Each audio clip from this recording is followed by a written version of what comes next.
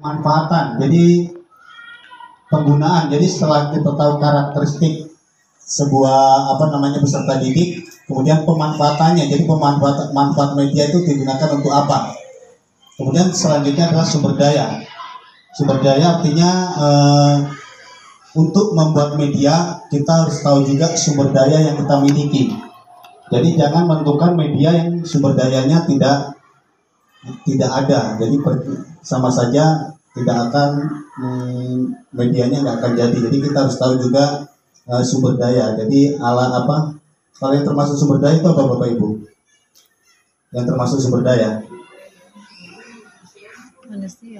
Misalnya kita ingin membuat suatu media, jadi sumber daya itu adalah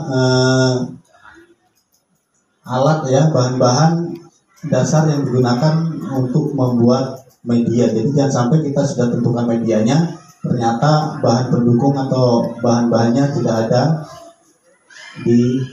mungkin tidak ada, sehingga tidak ada media. Kemudian selanjutnya kemudian ini, kalau menurut Bapak Ibu media ya, bicara mengenai media mana yang terbaik atau media apa yang terbaik kalau menurut Bapak Ibu? Media pembelajaran ada?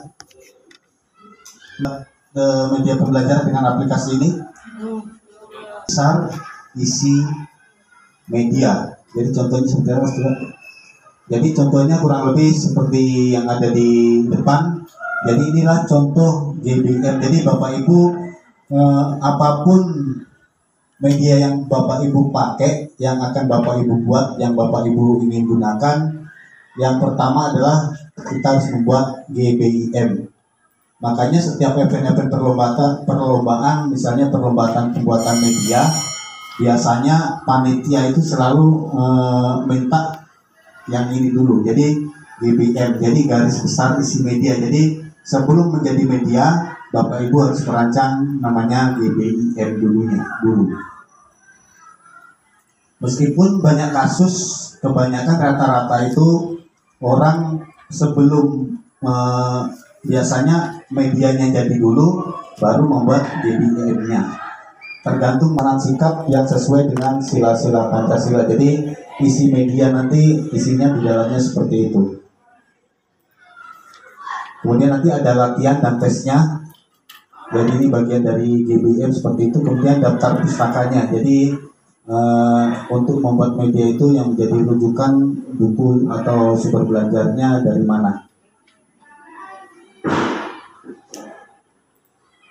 Nah ini lembar pengesahan. Jadi Bapak Ibu ini sebagai contoh. Jadi biasanya kalau event-event perlombaan biasanya diminta seperti ini. Jadi banyak sekali yang orang ada perlombaan namanya event-event perlombaan membuat media. Jadi hanya media jadinya yang dikirim. Padahal yang ini juga masuk ke dalam kriteria penilaian untuk penilaian suatu media. Jadi tadi GBM, sekarang turunannya lagi jadi JM. JM ini lebih khusus. Ini contohnya adalah simbol dan lambang negara Indonesia. Ya, jadi susunannya seperti bersama. Ini turunannya dari GBM tadi, tapi ini lebih rinci lagi, Bapak Ibu. Ya, seperti ini susunannya. Ya, indikator, kemudian uraian materi, narasi grafisnya ya, jadi nama gambar pada lambang negara Garuda Pancasila, kemudian nanti evaluasinya sampai ke daftar pustaka. Ini hanya menurut